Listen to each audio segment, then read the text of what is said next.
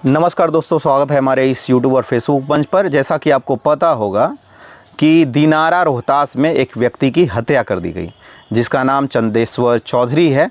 और हत्या का जो आरोप है वो लगा है अजीत तिवारी नाम के एक व्यक्ति पर। अजीत तिवारी के बारे में ये कहा जा रहा है कि वो 100 बीघा से ऊपर के काश्तकार हैं, यानी कि खेतीहर हैं, यानी किसान हैं। और चंदेश्वर चौधरी जो है इनके घर पर काम करते थे, इनका खेतीबाड़ी संभालते थे। इनके पिताजी भी, जो चंदेश्वर चौधरी के पिताजी हैं, वो भी इनके यहाँ पर पहले काम करते थे। यानी कि पारंपरिक रूप से जो है इनके परिवार के साथ में चंदेश्वर चौधरी के परिवार का लगाव था।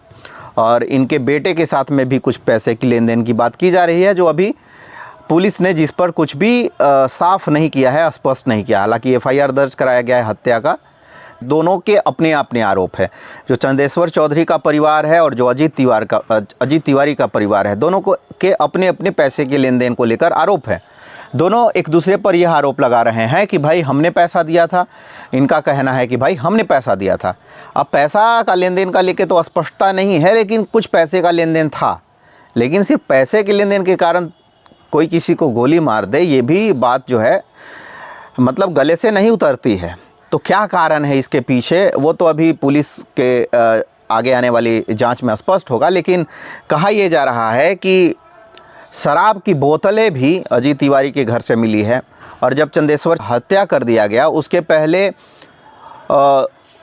अजीत तिवारी पर यह आरोप है कि उन्होंने अपने कुत्ते पर भी 2 गोली जो है चलाया था गुस्से में। और ये भी कहा जा रहा है कि वो जब उनको गाजीपुर उत्तर प्रदेश से गिरफ्तार किया गया तो वो नशे में थे। और उनके घर से जो है 200 बोतल जो है शराब की बोतलें जो है खाली बोतलें मिली है। तो ये सारा जो बात है वो कहीं ना कहीं पुलिस के नाकामी के तरफ भी इशारा कर रही है। आप बोलिएगा पुलिस का नाकामी इसमें क्या है? तो भाई शराब जैसा जो मसला है, जब बिहार में शराबबंदी है तो फिर शराब आया कहाँ से? और जब शराब आया, जब किसी जगह पर शराब मिला है, किसी के घर में शराब मिला है, तो किसी जगह से ही आया होगा। और वहाँ से यूपी का बॉर्डर जो है मतलब ज़्यादा दूरी पे नहीं है। और जब हत्या हुई है तो अजीत तिवारी भागकर यूपी ही चले गए। तो शराब की जो आवागमन है यूपी के साथ में, वो यानी कि जारी है। तो एक तो पुलिस पर भी ये सब प्रश्न चिन्ह खड़ा है। दूसरा, पुलिस पर यह प्रश्न चिन्ह खड़ा हो रहा है कि अजीत तिवारी पर जो आरोप लगा हत्या का, उसके बाद में लगभग 3 गाँव के 2000 ग्रामीणों ने उनके घर पर जाकर तोड़फोड़ किया। और उनके घर पर उस समय उनकी 2 बेटियां और उनकी पत्नी और एक और व्यक्ति, मतलब 4 लोग कुल थे। और यदि पुलिस समय पर नहीं पहुंचती तो कुछ भी अनहोनी हो सकता है, मतलब इसे इनकार नहीं किया जा सकता है। उनका हार्वेस्टर को जला दिया गया, उनका 4 ट्रैक्टर को जला दिया गया, उनका जो है पुराना फिएट कार था उसको जला दिया गया। तो आगजनी जो है हुआ है, पूरा हिंसा तांडव वहाँ पर लोगों ने मचाया। आक्रोशित है, ग्रामीण आक्रोशित होते हैं तो इस तरह का हरकत करते भी हैं। पहले भी जो इनके माता पिता थे उनकी गला रेतकर हत्या कर दी गई थी, ऐसा मतलब पता चला है उनके पारिवारिक सदस्यों के द्वारा। तो तमाम तरह का जो है वाद प्रतिवाद जो है हो रहा है। लेकिन इन सब में एक जिस पर मैं आज बात करना चाहता हूँ कि पॉलिटिक्स जो हो रहा है इसमें। 8 तारीख को तेजस्वी यादव जाते हैं और जो पीड़ित परिवार हैं उससे मिलते हैं। तो यहाँ तक समझ में आता है भाई नेता प्रतिपक्ष है, जाके मिल लें। लेकिन उसके बाद में 2 धड़, जो एक भीम आर्मी का धड़ है और एक स्वर्ण महापंचायत लगाने वाला धड़, ये दोनों धड़ जो है उस जगह पर पहुंचकर और वहाँ की जो जातीय सौहार्द है, वहाँ की जो आपसी सौहार्द है, सामाजिक सौहार्द है, उसको बिगाड़ने की कोशिश की गई है इन दोनों के द्वारा। मैं एक व्यक्ति का नाम नहीं ले रहा हूँ, एक संगठन का नाम नहीं ले रहा हूँ। जब स्वर्ण महापंचायत लगाने की बात हुई, जब लोग गए तो वहाँ पर जो है भड़काऊ भाषण का भी प्रयोग किया गया। और बाद में जब भीम आर्मी और माले के लोग गए तो उनके द्वारा भी भड़काऊ चीज़ें बोली जा रही है। तो आप समाज को किस तरफ ले जाना चाहते हैं, ये मतलब स्पष्ट करना होगा। कोई 2 परिवार के बीच का झगड़ा को क्या पूरा जातीय उन्माद में तब्दील कर दिया जाए? कोई आपसी किसी का झगड़ा है, आपसी किसी का बैर है, उसको जाति का एंगल दे दिया जाए? और अगर अजीत तिवारी ने हत्या किया था, उन पर आरोप है, उनका गिरफ्तारी भी हुआ, वो जो है लाश को लेकर, चंदेश्वर चंद्र चौधरी की लाश को लेकर वो चले गए थे और उन्होंने नहर में फेंक दिया था। इसके बाद नहर की बजाते पानी रोकवाई गई, वो बगल में कैनाल है वहाँ पे, और फिर उस लाश को जो है वापस लाया गया घर। तो इसमें एक बात और भी है कि ठीक है, अजीत तिवारी ने हत्या की, उनको पुलिस ने गिरफ्तार किया, कानूनी प्रोसीडिंग्स होगा, लेकिन पूरा भीड़ जो है, मॉब जिस तरीके से पहुंची है उनके घर पर और पुलिस मुखदर्शक बनी रही, तो पुलिस पर भी एक और सवाल है कि भाई आप जब पहुंचे हैं वहां, तो वहां पर तोड़फोड़ करने से आपने क्यों नहीं रोका? और तुरंत तो पहुंच नहीं गए होंगे, 3 गांव के ग्रामीणों को जुटने में भी आधा 1 घंटा 2 घंटा समय लगा होगा। अचानक से ऐसा नहीं है कि 5 मिनट में जो है बगल के गांव के 500 लोग जो है दूसरे गांव में पहुंच जाएंगे, नहीं पहुंच पाएंगे। तो पुलिस जो है ढुलमुल रवैया अपनाती रही और लोगों को जलाने दिया, जो है लोगों को बर्बादी करने दिया। कुछ जो उनके परिवार के सदस्य थे, भाई उनका क्या दोष है? अजीत तिवारी के पत्नी का, बेटियों का या और पारिवारिक सदस्य का इस हत्या में क्या दोष है? अजीत तिवारी का दोष है। तो अजीत तिवारी का एक और दोष है कि अजीत तिवारी ने जब मान लीजिए गोली मारा, तो वो कैसा व्यक्ति था भाई? मतलब उसने सोचा भी नहीं कि मेरा घर परिवार है और घर परिवार में वो अकेले पड़ जाएंगे अगर मुझे पुलिस उठा लेती है। मतलब थोड़ा तो सोचना चाहिए। अब अति जो है शराब पीने के नशा में या जो भी हो, जो है वो सोच नहीं पाए और ये सब हुआ। चंदेश्वर चंद्रवंशी का भी परिवार गरीब है, बहुत अमीर नहीं है उनका भी परिवार, तो उनका जो परिवार है वो भी पीड़ित है। अब भाई लॉसेज तो हुआ है, उनके घर का भी लॉसेज हुआ है, तो उनके प्रति भी संवेदना लोगों का होना चाहिए। लेकिन दो एंगल इसमें जो दिख रहा है कि एक पुलिस का ढुलमुल रवैया और दूसरा आगजनी जो किया गया, ये कहीं से भी जो सामाजिक एकता और सामाजिक सौहार्द है उसके लिए ठीक नहीं है। अब लोग जो है तरह तरह की बातें कर रहे हैं। मैंने लिखा कि भाई स्वर्णों को जो है माफ़ी मांगना चाहिए, वो इस तरह का भड़काऊ भाषण जाके लगा रहे हैं और मैं अभी भी उस बात पर कायम हूँ।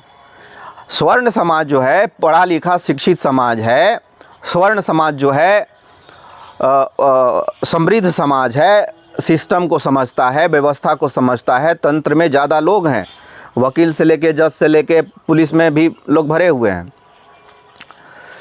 नेता भी हैं, विधायक भी हैं, मंत्री भी हैं। तो भैया पहला जिम्मेवारी जो है वो शिक्षित समाज का होता है कि आप जो है वहाँ पर पीस बनाए रखें, पूरा बिहार में पीस को बिगड़ने न दे। एक घटना जो है एक चिंगारी के रूप में ऐसा काम करेगी कि पूरा बिहार में आग लग जाएगा, ये हो सकता है। तो इसको ध्यान में रखते हुए लोगों ने जो है सोच विचार करते हुए नहीं कुछ भी किया। वहाँ गए, भड़काऊ भाषण लगाने लगे, वहाँ गए लोग जो है पहुँच गए। भाई जो व्यक्ति जो मजदूरी कर रहा है उसकी आर्थिक स्थिति क्या होगी, उस घर की आर्थिक स्थिति क्या होगी? हमारे घर में यदि कोई मेरा खेती बाड़ी कर रहा है तो उसकी आर्थिक स्थिति क्या होगी? हमसे तो नीचे ही होगी ना भाई। उनके पास में ज़मीन भी नहीं है, बहुत सारे फैमिली जो है भूमिहीन है, दूसरे के ज़मीन पर जो है खेती करने के लिए मतलब नहीं करेंगे तो उनका रोजी रोटी मतलब पेट भी नहीं चल पाएगा साल भर का। तो वो बहुत ही एक तरह से बोल सकते हैं कि उनकी आर्थिक स्थिति इतनी अच्छी नहीं है कि, और अपनी ज़मीन भी नहीं है कि वो अपनी खेती बाड़ी कर सके और अपना जीविकोपार्जन कर सके।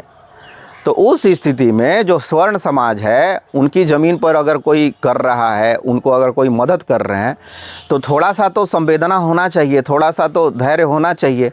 यदि मान लीजिए पैसा लिया भी होगा उस परिवार ने, अभी स्पष्ट नहीं है, मैं एक एजम्पशन बोल रहा हूँ, यदि पैसा लिया भी होगा फिर किस स्थिति में जो है बकझक हुआ? पहले भी कहा जा रहा है कि बकझक हुआ था पैसे के लेन देन को लेकर।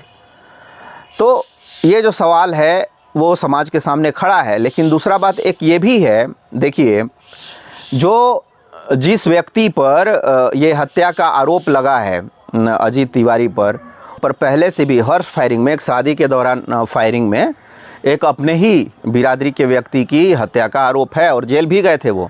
लेकिन हर्ष फायरिंग का मामला थोड़ा ढुलमुल हो जाता है, उसमें चूँकि गैर इरादतन हत्या का मामला दर्ज होता है तो उसमें लोग छूट जाते हैं। जैसे अभी राजू सिंह जो है उनको हाईकोर्ट बरी कर दिया, जो विधायक हैं साहेबगंज बिहार के।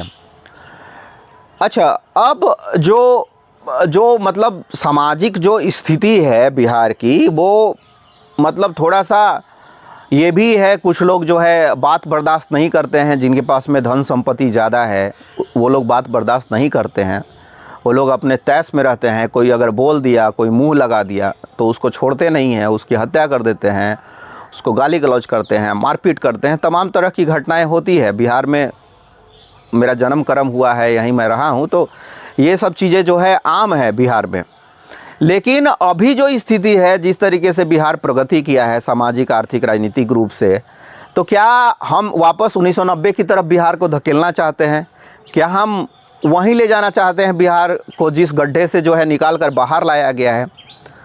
क्या जातीय उन्माद में हम झोंकना चाहते हैं? और एक देखिए, इसमें मैं स्पष्ट बोल रहा हूँ कि जो कुछ लोग हैं जो राजनीति करते हैं, वो इस मसले में भी, इस मामले में भी, इस मुद्दे पर भी राजनीति कर रहे हैं, अपना राजनीतिक रोटी सेक रहे हैं।